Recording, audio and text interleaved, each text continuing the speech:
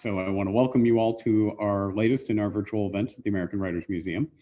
And as you're watching this conversation tonight between our special guests, if you have a question for our guests, there's a button at the bottom of your window that you can type in. A Q&A box is what it's called. So go to the Q&A box, type in a question, and after the initial readings and conversations, we'll try and take some questions from the audience as well. We'll read those out. So just as you think of questions, go ahead and type them in. If you like the kinds of online programs you're seeing from us, you can become a member and get advance notice of special programs and offers, including discussion groups, upcoming exhibits, and lots of other good things to keep you busy. Our YouTube channel has videos posted of programs from the past 3 years. You can check that as well for news and updates. Also, if you're a teacher or you know a teacher, have them check out our education page at americanwritersmuseum.org/education. We will post it in the chat as well. We have all kinds of engagements for virtual classrooms, including 3 special online exhibits geared especially for teachers to use in their classrooms in these difficult times. Our book-selling partner, both when we're open and here online, is Seminary Co-op Bookstore here in Chicago, and you can order online from them or from our bookshop.org page as well. We'll drop a link to Mr. Collins' new book, Whale Day, into the chat once the program begins, and so I hope you all pick up a copy if you don't have one already. And we're grateful for all of you for being here and for valuing the past, present, and future of American writing. Tonight, we're honored to be joined by Daniel Mulhall, the Irish ambassador to the United States, and the great American poet and former poet laureate of the US, Billy Collins. But at this point, I'm going to hand the introductions over to our partner for the evening, Kevin Byrne, the Irish Consul General of the Midwest. Kevin, I want you to take it away. Kerry, thank you so much. Hi, I'm Kevin Byrne. I'm Consul General here at the Irish Consulate in Chicago. We're really delighted to be partnering with the American Writers Museum on this event, particularly as literature and poetry has helped so many of us both escape and reflect upon the difficult times that we're all living through. It's my true honor to introduce the main speaker, Billy Collins. He is an author of 12 collections of poetry, including The Rain in Portugal, Aimless Love, Horoscopes for the Dead, The Trouble with Poetry, 9 Horses, Questions About Angels, and The Art of Drowning. He is also the editor of Poetry 180, A Turning Back to Poetry, and Bright Wings, an illustrated anthology of poems about birds. A former distinguished professor at Lehman College of the City University of New York, he has served as the Poet Laureate of the United States from 2001 to 2003, and a New York State Poet from 2004 to 2006. In 2016, he was inducted into the American Academy of Letters. Billy will be in conversation with Ambassador Dan Mulhall, who is the current Ambassador of Ireland to the United States, a position he has held since 2017. Prior to coming to the US, Ambassador Mulhall was Ireland's ambassador to the United Kingdom, to Germany, and to Malaysia. A scholar of Irish history, Ambassador Mulhall maintains a keen interest in Irish history and literature. He is the author of A New Day Dawning, A Portrait of Ireland in 1900, and co-editor of The Shaping of Modern Ireland, a centenary assessment. For the many fans of poetry who are also on Twitter, he'll be reading one of his favorite Irish poems on Twitter throughout the month of December. I will now hand over to Billy, who will read for us from his newest collection of poems, Whale Day. Well, great. It's very nice to be here. And thank you, Kevin, for that introduction. I do have, I don't want this to be an infomercial, but I do have a new book called Whale Day that just came out in September and was sort of a highlight of these sort of inactive stretches of time. So I'm going to read a few poems from Whale Day and then jump into another collection. But I'd start with this poem that it might strain your credulity, starting with the title. And the title is Walking My 75-Year-Old Dog. She's painfully slow, so I often have to stop and wait while she examines some roadside weeds as if she were reading the biography of a famous dog. And she's not a pretty sight anymore, dragging one of her hind legs, her coat too matted to brush or comb, and a snout white as a marshmallow.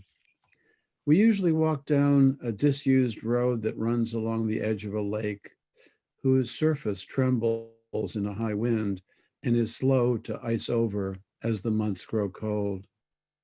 We don't walk very far before she sits down on her worn haunches and looks up at me with her rheumy eyes. Then it's time to carry her back to the car. Just thinking about the honesty in her eyes, I realized I should tell you she's not really 75. She's 14. I guess I was trying to appeal to your sense of the bizarre, the curiosities of the sideshow. I mean, who really cares about another person's dog? Everything else I've said is true, except the part about her being 14. I mean, she's old, but not that old. And it's not polite to divulge the true age of a lady. I think what I was doing there, I mean, if you're dealing with any pet, really, I mean, even a goldfish, but especially an ancient dog, it's potential. It gets the poem can get very moist. That is to say, sentimental. And I think I was trying to balance that with this thoroughly unreliable narrator who switches the age back and forth, and finally won't even tell you what age she is. The next poem in Whale Day is called Life Expectancy. And there are many signs of aging, as we know, or we learn to know. And this is a rather odd one, life expectancy. On the morning of a birthday that ended in a 0, I was looking out at the garden when it occurred to me that the robin on her worm hunt in the dewy grass had a good chance of outliving me, as did the worm itself, for that matter, if he managed to keep his worm head down. It was not always like this. For decades, I could assume that I would be around longer than the squirrel dashing up a tree, or the nightly raccoons in the garbage, longer than the barred owl on a branch, the ibis, the chicken, the horse, longer than the 4 deer in a clearing, and every creature in the zoo except the elephant and the giant tortoise, whose cages I would hurry past. It was just then in my calculations that the cat padded noiselessly into the room, and it seemed reasonable, given her bright eyes and glossy coat, to picture her at my funeral, dressed in black as usual, which would nicely set off her red collar some of the mourners might pause in their grievings to notice, as she found a place next to a labradoodle in a section of the church reserved for their kind. I think part of that was just wanting to use the word labradoodle before it went out of style. This is a little poem called Sleeping on My Side. I began writing it when I read, I was looking at the collected poems of Elizabeth Bishop, and I saw on facing pages 2 poems. One was titled Sleeping on the Ceiling, and the other one was called Sleeping Standing Up. And I thought, being a fairly conservative poet in a way, I would write a poem that was a little more traditional, and it kind of evolved into a sonnet. It's called Sleeping on My Side. Every night, no matter where I am, when I lie down, I turn my back on half the world. At home, it's the East I ignore, with its theaters and silverware, as I face the adventurous West. But when I'm out on the road in some hotel's room 213 or 402, I could be pointed anywhere, yet I hardly care, as long as you are there, facing the other way. So we are defended in all degrees, and my left ear is pressing down as if listening for hoofbeats in the ground. So I'm going to turn, I'm going to read a few more poems and keeping track of the time here.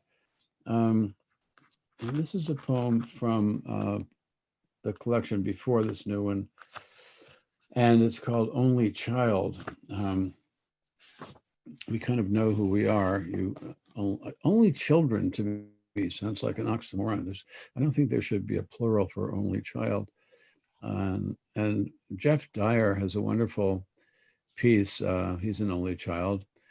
And he points out that the only child has a number of features, but one of them is the only child is great at receiving love, but bad at initiating love, because there's been this hopefully this torrent of parental love pouring in through the child's childhood. And the other thing he points out is that the only child is very bad at lying. And that's because there's no one there in the childhood to blame. There's no brother or sister. You can't say that was Charlie's fault. He knocked the lamp over. No, it's all you. So here's the poem called, excuse me, Only Child. I never wished for a sibling, boy or girl. Center of the universe, I had the back of my parents' car all to myself. I could look out one window, then slide over to the other window without any quibbling over territorial rights. And whenever I played a game on the floor of my bedroom, it was always my turn. Not until my parents entered their 90s did I long for a sister, a nurse I named Mary, who worked in a hospital 5 minutes away from their house, and who would drop everything, even a thermometer, whenever I called. Be there in a jiff and on my way were two of her favorite expressions. And now that the parents are dead, I wish I could meet Mary for coffee every now and then at that Italian place with the blue awning, where we would sit and reminisce, even on rainy days. I would gaze into her green eyes and see my parents, my mother looking out of Mary's right eye, and my father staring out of her left, which would remind me of what an odd duck I was as a child, a little prince and a loner who would break away from his gang of friends on a Saturday and find a hedge to hide behind. And I would tell Mary all about that too, and never embarrass her by asking about her non-existence. And maybe we would have another espresso and a pastry, and I would always pay the bill and walk her home. And I thought maybe another one. I have a tiny poem. Let's see, called. I think it's in this book. It's called. Isn't that an annoying habit, having all these books? It's a little poem called Irish Spider. It's only 9 lines long. Irish Spider. It was well worth traveling this far just to sit in a box of sunlight by a window in a cottage with a steaming cup of tea, and to watch an Irish spider waiting at the center of his dewy web, pretending to be just any spider at all, a spider without a nation, but not fooling me for a minute. And there's one little, read this little poem here, and then we can have a chat. This is a poem. I'm in the habit of taking a walk in the morning around the edge of this perimeter of this lake that's just down the street. And I kind of walk and run, and I call it speed walking, although if you saw me, you'd probably have a less romantic word for it. I came back from the walk, and often I just start recording what happened on the walk, which is often next to nothing, which is the way I like to start. And then because of the date and something that happened before the date, it became another kind of poem.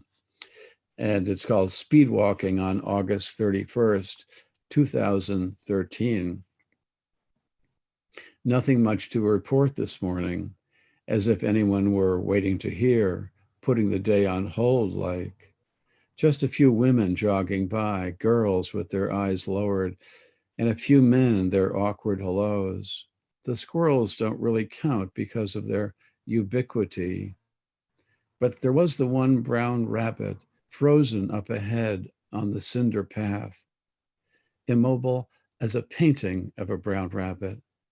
So I stopped and tried to be as still as a pencil drawing of a man, and maybe half a minute passed before he bounced himself into the woods. Was that you, Seamus, coming to pay me a little visit? Who else could it possibly be? I asked with confidence. Not Robert Penn Warren, surely. No, only you, with your eye still bright. So that was my poem that ended up being a poem for Seamus Heaney.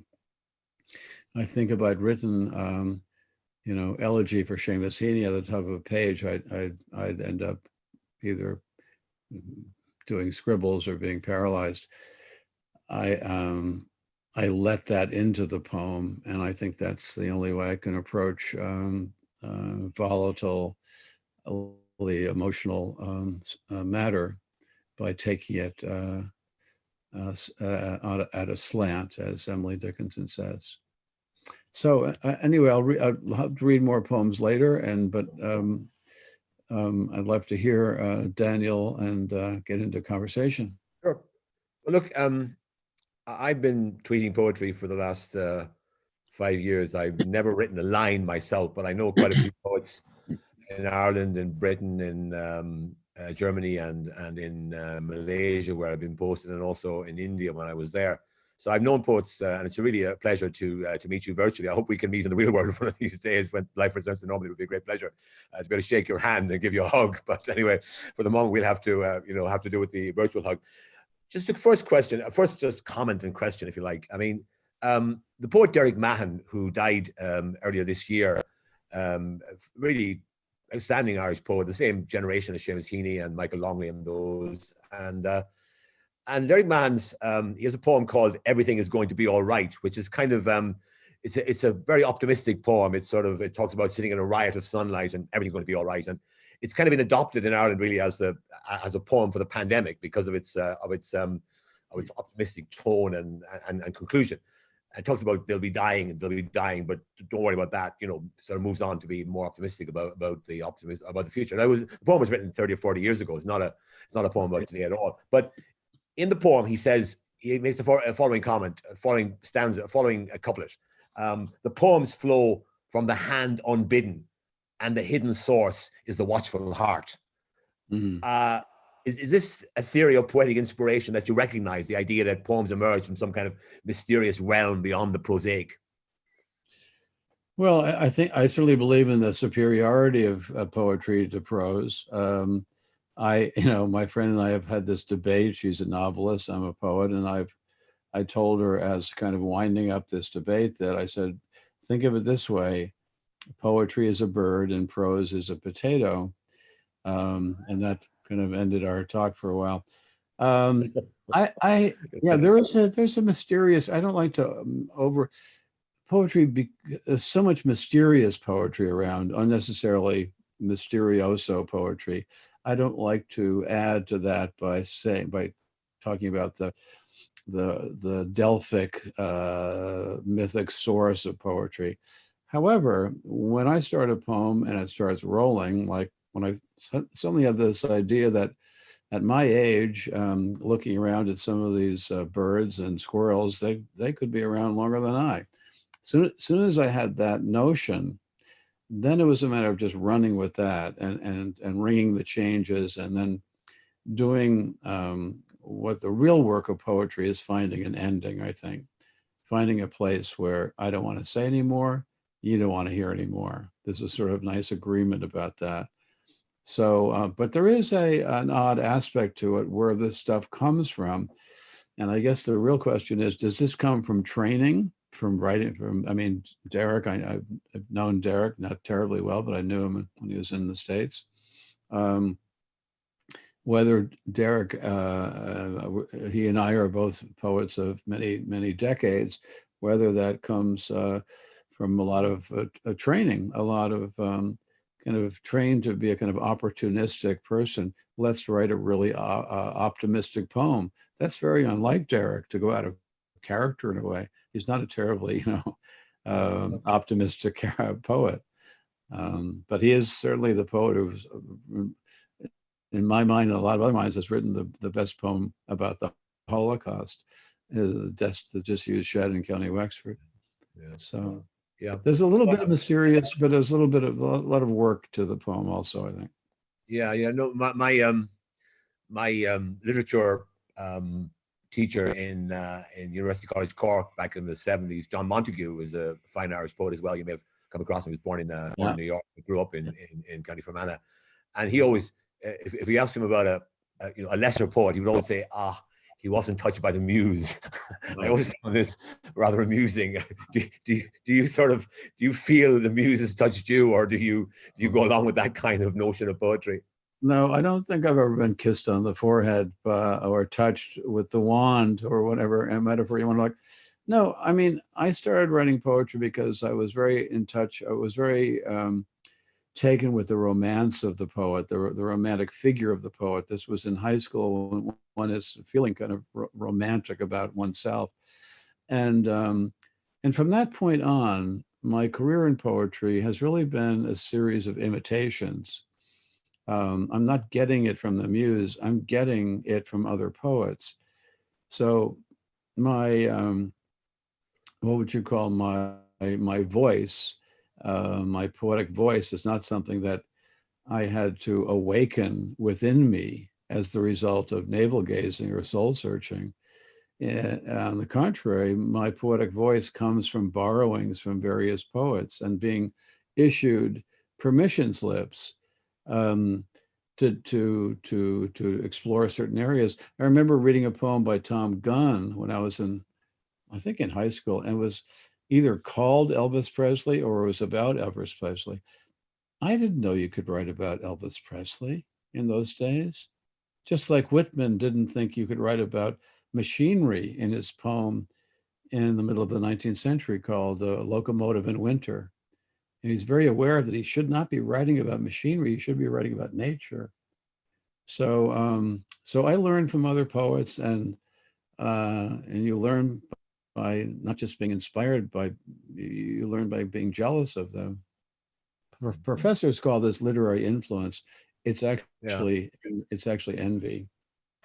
You know, my other literature professor at University College Cork, Sean Lucy, he always talked about his main kind of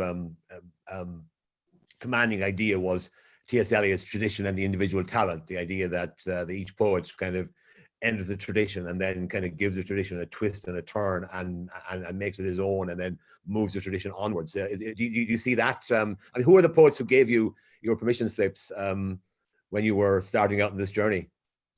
Well, the main poets, I mean, when I was in high school, the beat poets were very popular.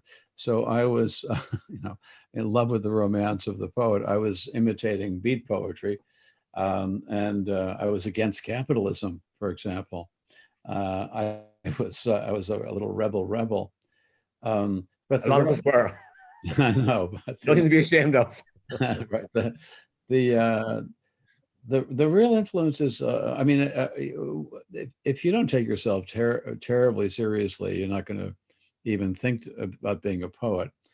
But the real first permission slips were given to me when I started reading poets who were humorous without being silly. And those would be Philip Larkin, certainly, even Patrick Kavanagh a little bit, the New York poets like Kenneth Koch and Frank O'Hara and James Schuyler, and more contemporary poets, too many to name. My little theory, if I have a minute here, my little theory about humor is that humor had a very strong place in English poetry, or poetry in English.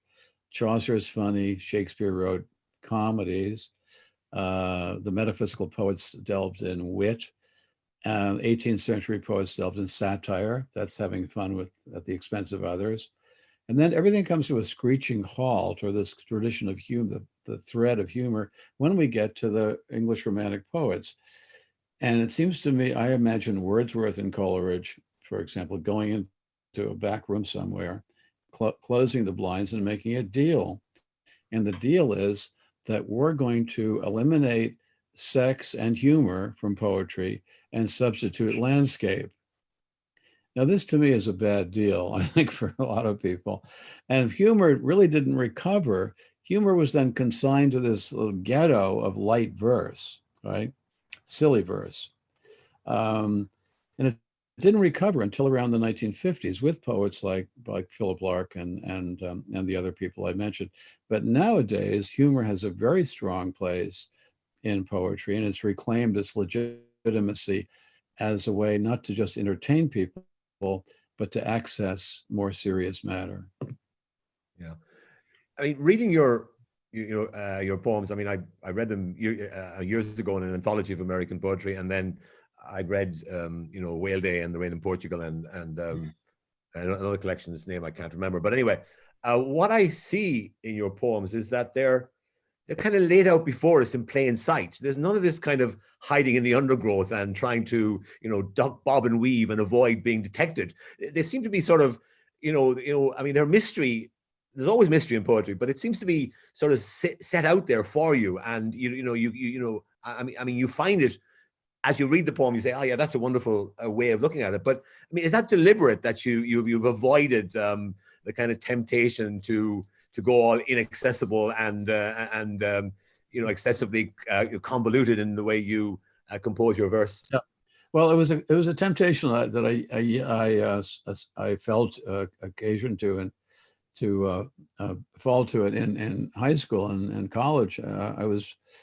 When I first started writing poetry, I knew two things about poetry from the ones I was reading: that poetry was very difficult to understand. But one thing you could understand was that the poet was miserable. And so I started out writing poems that were difficult to understand. And that's very easy. I mean, talk to any drunk. There's a kind of incomprehensibility to the language. And it's easy to use the language as camouflage or a shield. But I really appreciate, Daniel, your sense, the phrase in plain sight. I think I was using the term poets who play visible games, transparent games. You can see what's going on. Like a core example is Charles Simic has a poem called Bestiary for the Fingers of My Right Hand. And he begins with his thumb. It looks like the tooth of a horse or whatever. Well, now the reader is on for the ride. We know he's going to go through the 5 fingers. You don't know what he's going to say about them, but you're in on the scheme of things. So the poet has turned over a card that allows you to see what's going on, and that to me is very important. And I think there's a lot of poetry you just wish they just turn over another card instead of making it a kind of mysterious process that doesn't really involve the reader very much.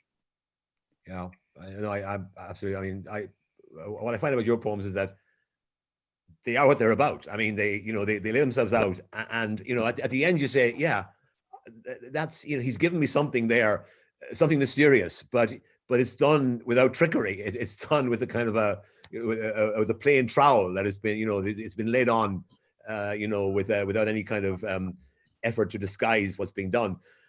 Could I ask you? I mean, during when the pandemic started and I was hunkering down here at the embassy residence, like most people in the world, I started not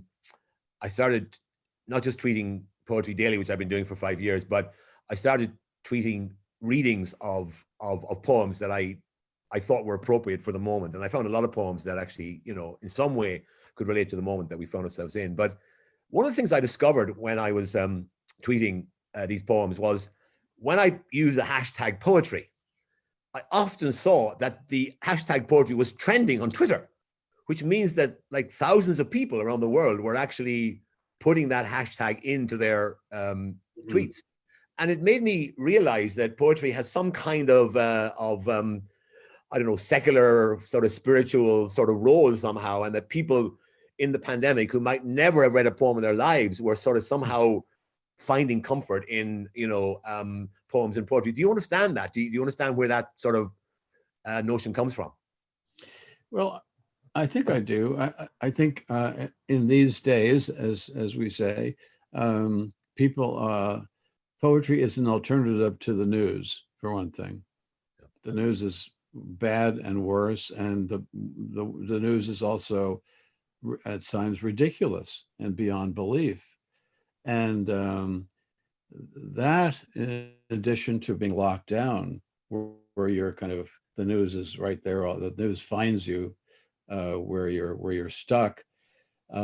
Poetry has been in my poetry broadcast I've done since March, every weekday since March, almost 9 months long now. I do a half an hour broadcast in the evening, but we have a worldwide following. Just as an example, there's a woman in Paris who goes to bed, watching this, and there's another woman in Australia that has it with her coffee. So, and I did it. My wife encouraged me to do something because she foresaw the prospect of me being at home with nothing to do, not a pleasant experience. And I took it on to just have some stability to my day. But now, I mean, my listeners think of this as actually a real oasis, an alternative to journalism specifically. And I think poetry being an alternative to even prose. So, yeah, so I do see the attraction. I wonder why people don't have poetry in their lives on an everyday basis, as you exemplify having your poetry tweet. It's part of your everyday life. Yeah. And I think a lot of people think poetry belongs in the library, in the classroom, on the bookshelf. It doesn't play an integral, ordinary part of daily life. And I think more and more people are seeing that, in being in the threat of a terrible sickness, that we need something, and poetry is usually there. I think it was Seamus Heaney who said that, when he was at college, he dabbled in verses and it became his life. What was it that sort of drove you to adopt the life of the poet as your life's work? I mean, was there a moment, or did it happen over a period of time that you sort of found yourself being a poet without actually ever deciding you were one? Well, that's more like it. Yeah. No, there was no one. Up like that, by the way. I don't know if it's an ambassador by mistake, and I still can't work out why it happened. You are. It happened. I know, it just happens. I think I probably should have given up, but I didn't get a book published till I was over 40. I never had any epiphanic single awakening that I was a poet. I just kind of kept hacking at it until, as I think it was Seamus Heaney who said, I started as I started fooling around with language, and it became my life eventually. And who was it? John Updike said, becoming a writer was like being swallowed by a hobby. So we usually start out by doodling, or fooling around with the piano or something. We start out with as it becomes a hobby, and then it moves gradually more to the center of your life. One more thing about that. I was at I gave a reading at my college many years ago, and a dear colleague of mine introduced me, and she said, when I met Billy, he was a professor who happened to be a poet, and now he's become a poet who happens to be a professor. And that is exactly sums up my entire career in teaching and writing. I didn't start out to be, I've never taken a workshop. I got a PhD in English literature, and the poetry kind of emerged emerged and overshadowed my teaching. At school, we had, my secondary school in Waterford in the 1960s, we had a poetry circle in my last couple of years, and a number of people in that circle ended up, becoming poets. I just couldn't. I mean, I always say I've made many deposits in the Doggerel Bank, but I've never actually managed to write a proper poem. I just, my friends who developed as poets just had that gift, and they were able to do it. And I mean, I can write if you ask me to write a 1,000-word essay on Joyce or W.B. Yeats or Sean O'Casey or John Montague or whatever, I'll do it, and I'll produce it, and it'll be good. It'll be good enough, but ask me to write a poem, I can't do it. Can I ask you one thing as well? I noticed that do you purposely avoid long poems? Because I noticed that in the volumes I have, there are no long poems. Like a lot of poets, I think, almost feel that they have to kind of do this kind of great, four quartets or the wasteland kind of. I have a friend, Micheál Shiel, who's a poet, lives in New York, and he's published a single book, a single poem called the Five Quartets, which is a history of the world in verse. Have you ever been tempted in that direction? No, I'm a sprinter. I can run about 100 yards and that's it. No, I'm very attracted to the suddenness of a poem rather than the lengthiness of the novel, say, or even the short story. One potency that the poem has, it can. Most of my poems fit on one page. If I get to a second page, it's sort of a spillover, and I've probably written, I could count on my two hands, number of poems that might fill 2 pages. But I like the suddenness of the poem, the condensation of the poem, and the way the poem kind of searches for an ending before doing too many maneuvers or getting tired of itself. Yeah, interesting. As the Irish ambassador, I have to ask you about your Irish heritage, and especially the fact that quite a few of your poems, actually, I think there are 5 poems in Whale Day that have either a setting in Ireland or an Irish theme. And I'm just wondering, about your Irish heritage and what it means to you. And can you explain how it fits into your life as an American poet? Well, it's interesting because that you said that, because just before, about an hour before this program started tonight, I was looking for poems about Ireland, and I counted 5 in Whale Day, and I was surprised there were that many actually.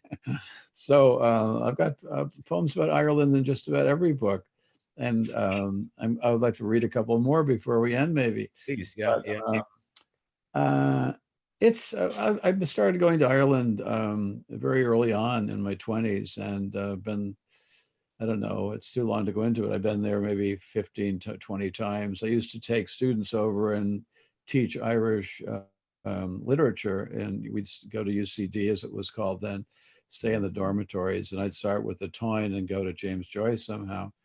Then I realized this is killing me. And my friend Eamon Grennan would come in and he would do Ulysses in 3 hours, and I'd have to drag him out of there. And I thought, no, it's a lot easier if I just take the thing out to Galway, where there aren't the pressing cultural obligations like the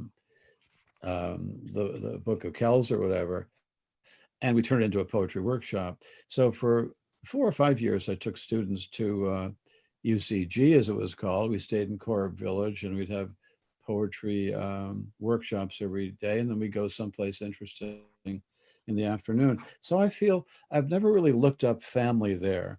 I have a cousin, Bridget, who located us around Skibbereen in western Cork. Yeah, well, that would be And my wife and I actually went out a little bit about our way, and we drove through Skibbereen, had a pint there, and looked at and spent some time in the cemeteries. But when I'm in Ireland, I feel tribally at home, like the salmon going upstream or something. I see someone on the street in Dublin that looks like my uncle. You know what I mean? It's a kind of a genetic. It's not like looking up the old grandfather or something, and it's not a family thing. It's more of a tribal thing. But I'm very attached to it, and one of the deprivations of the COVID is not being able to get to Ireland this last summer. Join the club. I haven't been back since March, so I'm feeling. Oh boy, I'm definitely feeling the sort of separation anxiety at the moment. But anyway, could I ask you, one of the poems that intrigues me, the Irish poems in this wonderful collection, is the Wild Barnacle. Where did that idea come from? Because it's an interesting poem, because it sort of develops in a way that's a little bit surprising, and the final bit of it is a very powerful kind of description of the fate that met the poet Patrick Pearse in 1916 when he was executed for his part in the Easter Rising. Well, it started with my ignorance that I thought a barnacle was a little mollusk, a little shelled creature, and in his lovely poem Lullaby to a Mountain Woman, Patrick Pearse says, "Do not speak, wild barnacle, passing over this mountain." And I thought, what a wild piece of surrealism, these flying barnacles. Do we have time for me to read it, or? Please, yes, it'd be great. Yeah, This I is love it. this is probably the most Irish poem I've written. The Wild Barnacle, and there's the epigraph from Patrick Pearse. "Do not speak, wild barnacle, passing over this mountain." In a lullaby by the Irish poet Patrick Pearse, a woman of the mountain began singing her baby to sleep by asking Mary to kiss the baby's mouth and Christ to touch its cheek. Then she gets busy quieting the world around her. All the gray mice must be still, as well as the moths fluttering at the cottage window, lit by the child's golden head. Then, amazing to me, one summer night when I first read the poem, she orders a barnacle, of all things, not to speak as it passes over a mountain. To me, a barnacle came with a shell, lived underwater, and stayed put after silently affixing itself to a rock. But here, in the hands of a poet, the small creature is miraculously endowed with the powers of speech and flight.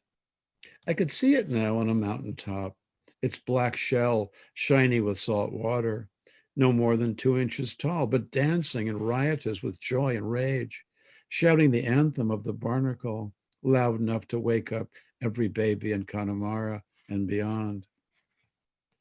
But of course, it is the barnacle goose that Pearse had in mind, I later found out, common in the west of Ireland and quite capable of flight, with a honk that could possibly alarm a sleeping baby. For a moment, I had my own wild barnacle, but the barnacle goose is a fact. And so is the fact that Patrick Pearse, known as the schoolmaster, was the one who proclaimed the independence of Ireland from the steps of the General Post Office. And for his troubles, he was stood up with 14 other insurrectionists, save Conley, who was seated due to a recently shattered ankle, yes, was stood up against the fact of a wall in the courtyard of Kilmainham Jail, Dublin, and executed by a British firing squad in his final May in the terrible, beautiful year of 1916. So any friends of mine who go to Ireland, I say Ireland's a completely self-explanatory country, but you've got to go to Kilmainham Jail, which is a little, as you agree, I think is a little off to the side of the tourist lanes. You know, I've had, when I was ambassador in London, you know, people were going to Ireland, I would give them a set of places to go.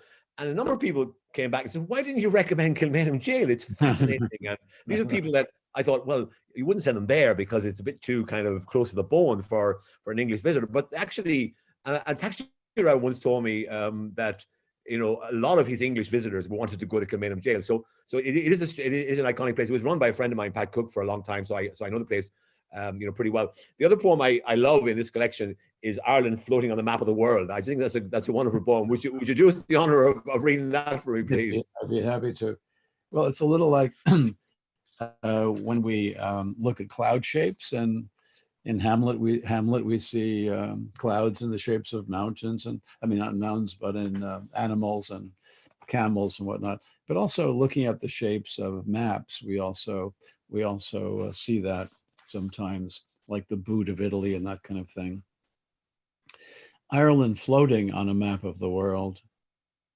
With Loch Ness serving as one eye, the body of Ireland looks this morning like nothing less than a rabbit or a hare caught mid-flight in a mighty westward leap. With the ring of Kerry and Barra as the springing hind legs, and jutting Mayo as its tender forepaws, the rabbit, or again possibly a hare, is turning its head to look back at the middle part of Britain, around the Lake District, say, or Hadrian's Wall, and thinking nothing but pleasant thoughts about the America where he will eventually land, for he is only famous for his leaping. So I did borrow a little Irish tone in the last line there, right? He's only famous for his leaping. Leaping, yeah. But it's about immigration. No, I appreciate that. In fact, it's, you know, for me, it's a great poem because it is about that sort of leaping that people leapt in a way. I mean, they didn't leap; they went on leaky boats and suffered greatly when they were traveling. But nonetheless, you know, they did somehow make a leap from Ireland to America, and then, you know, became, you know, thoroughly part of America without ever losing their Irish identity, which is something that I you know, obviously cherish when I meet people. I discover that they may be 4 or 5 generations removed from Ireland, but still have a sense of Irish identity, which is meaningful to them.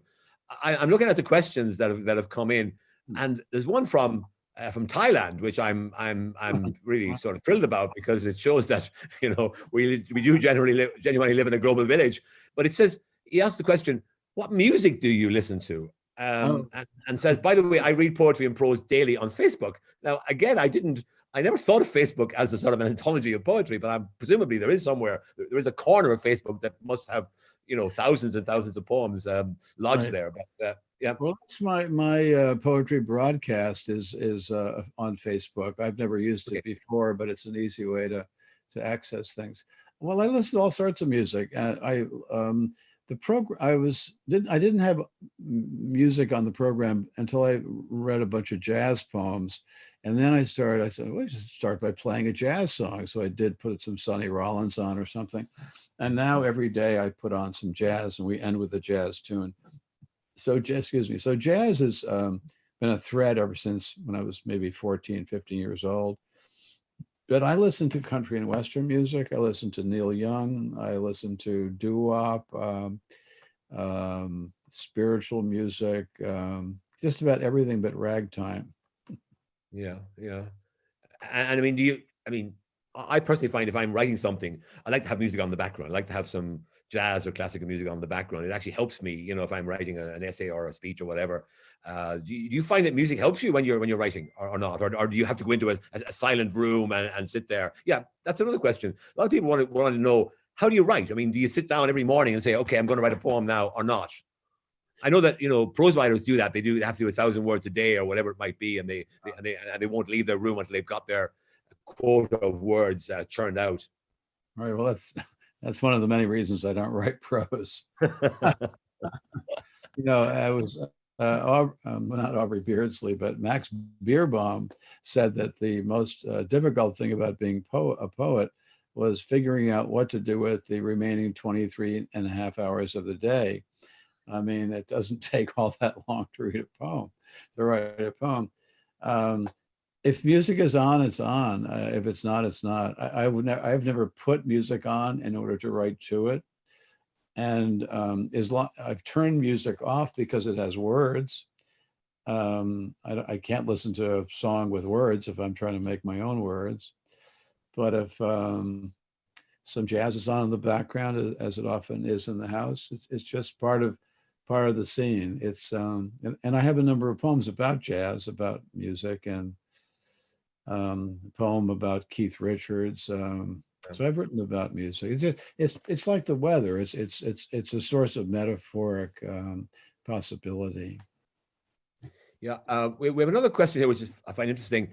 This question asks, in your daily poetry broadcasts, you've been reviewing your past works. Have you discovered some of your old poems that you hadn't read in a while? So have you made some discoveries of work that you'd maybe set aside and kind of not gone back to for a long time? Have you made some, you know, rediscoveries of your own work during your poetry podcast series? Yeah, well, I hate to say this, but it's actually all pretty good. Yeah, well, it is. That's my main discovery. I mean, I'm reading poems that I haven't looked at in 25 years or more in some cases. I don't look at them because I don't read from them at a public reading, and I'm not one to sit around reading my own poems at night. You know, like take me out and shoot me. But I'm reading through books one page at a time. So I'm reading an entire book, which takes a while, and we talk about the poems. But I've only found one or two, you know, poems that would be, you know, maybe slightly embarrassing, only because they're just not very well written. So I'm afraid all I'm discovering is that I was okay. I didn't rush. I didn't rush any work into print, for one thing. I was cautioned about that very early. It'll always be around to stink up your book, and you'll regret it forever. So I very early on never let a poem out of the house unless I was line by line by line sure of it. Not just that's a clever poem or that's an emotional, nicely emotional poem. I really feel I'm building a poem by lines. I think we are like homo linearium. We are line making creatures, and it's one line at a time. I don't come off as a formal poet. I don't have end rhyme, except occasionally. I'm always writing with the ear, trying to. Also writing with the beat. I'm trying to get the cadence of it. There's a lot of iambic rhythm in there. Why? Because I've studied the prelude. I've studied Paradise Lost. I've read Shakespeare. I have internalized some kind of iambic rhythm. And if you read for 10,000 hours and read these important works that run by the iambic clock, you too will not have to think about, is this a trochee or something like that? You will have a sense of rhythm, just like you have on the dance floor. So I forgot what we were saying. I'm going on here. But. What do you read now? I mean, you told me, you said you couldn't see yourself ever writing prose fiction but what do you read prose fiction or do you yeah. Oh yeah, I'm always reading something. I mean, I'm reading Obama's book, this new book, which is amazingly well written. Absolutely. I mean, the paragraphs are just astoundingly unified, and not in a kind of a dull way, but they begin with a little thing, and then every paragraph ends with a kind of clinker. I mean, not a clinker, but like ending a poem. The paragraph has a sense of its own self-sufficiency, and and then I'm reading, this is taking me forever, but I'm reading Lonesome Dove, which is sort of a reading enterprise for me because I'm pretty slow reader. I read it about 25 miles an hour if it were compared to the highway. So I'm just reading a book now called Human Nature. It's 12 photographers with text talking, photographing and talking about the despelation that is happening to the globe, and it's pretty frightening to see these brilliant photographs and have your worst suspicions confirmed again. I mean, can I ask you about public poetry? I mean, you were. Can you tell me a little bit about how it felt to be Portlauriate when you did that job at an amazing time for America, because you were Portlauriate, I understand. I know that you were Portlauriate during 9/11, which was a traumatic sort of shock to the American psyche, and I wonder what was it like being Portlauriate? Did you feel compelled to write on stuff that was happening in the public square, or did you sort of retain your kind of poetic ethos of dealing with things that were more minute rather than on a big scale, a macro scale? No, I like the minute part. No, I was only called on to write once by the government, and that was to add a poem to the first kind of anniversary of 9/11 when Congress met in New York City. So I did write a poem for that called "The Names," and I read it in front of Congress, which was a challenging audience there. But the poet laureates or poets laureate are left pretty much to their own devices. I had a dinner meeting with Andrew Motion when we were both poets laureate of our individual countries in London one evening, and neither of us could recall that there had been a kind of official meeting between the British and American poet laureate. And so we decided to make this a historic moment, right? And he talked about his obligation to write occasional poems. In fact, I think he wrote a poem about the Queen Mother's death at some point. The American poet laureate doesn't have that obligation. as we finished dinner, I said, so I think the difference between you and me is that the British poet writes occasional poems and the American poet laureate writes occasionally. Right. And that was that. So I did write that one poem called The Names, and that was my public duty. But you're quite right. I write about small things, walking imaginary dogs and things like that. You reported the micro rather than the macro. Absolutely. The smaller, the better. Yeah, I must tell you a little story about Portlaurier. When on Yeats's 150th birthday, and I'm now the president of the Yeats Society, but I was over there for the 150th birthday, and we had we had breakfast on a boat. We went out to the Lake Alavinish Free, and we had our breakfast on the boat, and we had, I think, 5 or 6 poet laureates. We had the English poet laureate, we had the Scottish Macker, we had the Welsh national poet, we had the professor of poetry from Ireland, we had the Northern Ireland laureate, we had the young London laureate, and it was if the boat had sunk, not only would they have lost an ambassador, they would have lost an entire sort of poetic community. But we had a wonderful time. Every poet read something. I read something, and it was really a very memorable event. I don't know whether there's a collective noun for poets laureate, but if there is, I don't know it. Yeah. Anyway, I see Kerry has now appeared on the screen again, which I take it to mean time, gentlemen, time. Well, I'd like to just take a second. I haven't had a drink apart from a glass of water. Yeah, I want to thank you both, but I want to bring somebody on. Our founder, Malcolm O'Hagan, who obviously is an Irish immigrant. Who presented me with a copy of this book, which I'm very grateful for. Thank you, Malcolm. And so I'm going to let Malcolm wrap things up, and I just wanted to say thank you to you both, and he's going to talk to you for a second. Very welcome. It's been a pleasure. It's been a pleasure. Anytime. Thanks. Well, what a wonderfully engaging program.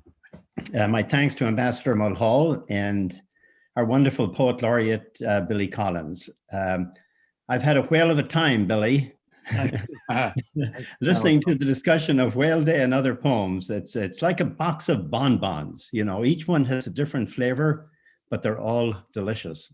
And by the way, for those who have joined us, there is no better gift for a friend this holiday season than a copy of Whale Day. And when you are placing your orders, be sure to add the other 12 books of Billy's delightful poetry. I grew up in Sligo, which inspired many of the best-loved poems of Yeats. Perhaps that is what accounts for my love of poetry and literature in general. I greatly admire the works of Yeats, but have to admit that I struggle with some of them, not so with the works of Billy Collins, who reveals profound truths through simple everyday experiences. Ambassador Mulhall has no problem understanding Yeats. In addition to his many other commitments, he is currently serving as president of the Sligo Yeats Society. How fortunate and indeed appropriate that Ireland has an ambassador who is a champion of literature. Sure makes me proud.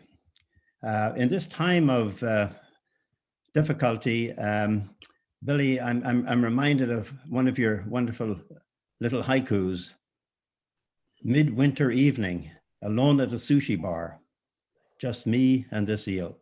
And I have to say, sometimes I feel like that. Very poignant when you read that.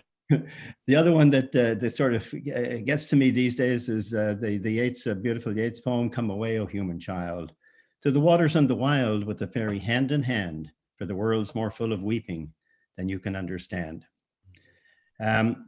I have been given the privilege of the last question this evening, so I'm going to ask our distinguished guest to name a favorite poem, tell us what it is that makes it a favorite, and recite a few lines. So, Ambassador, would you like to start?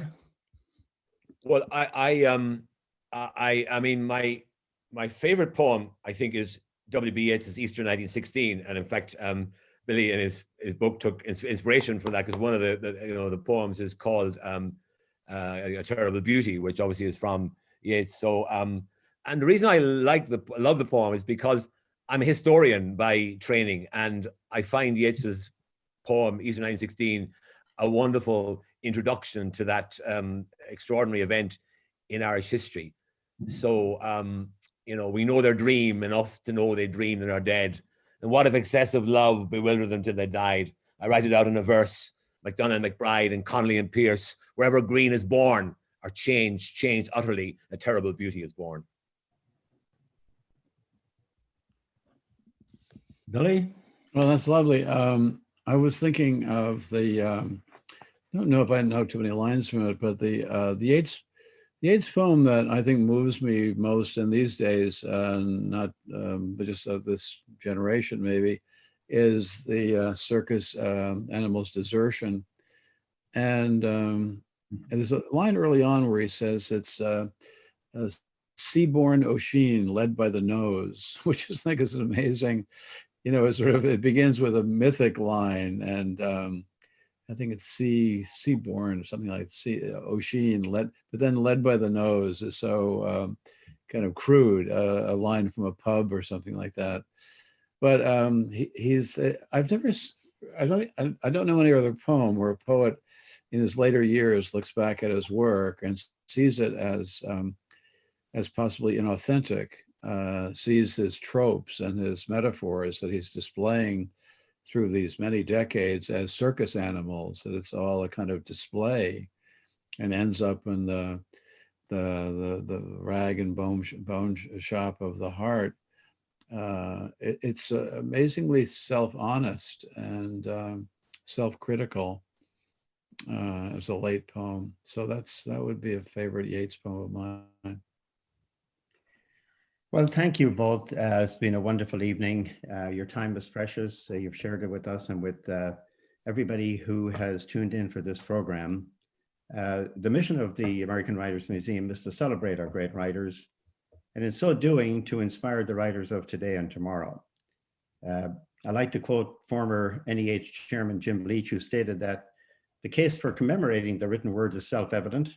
After all, he continued, what is written describes a people, and what is celebrated defines their values. I urge you to visit the AWM website. There you will find a treasure trove of literary gems that will brighten your holidays. You will also find a donate button waiting for your generous touch. So thanks everybody for joining us this evening. Thank you, Ambassador Mulhall, and thank you very much, Poet Laureate Billy Collins. You've been wonderful. Thank you. It's been a real pleasure. Nice to see you, Malcolm. Thank you.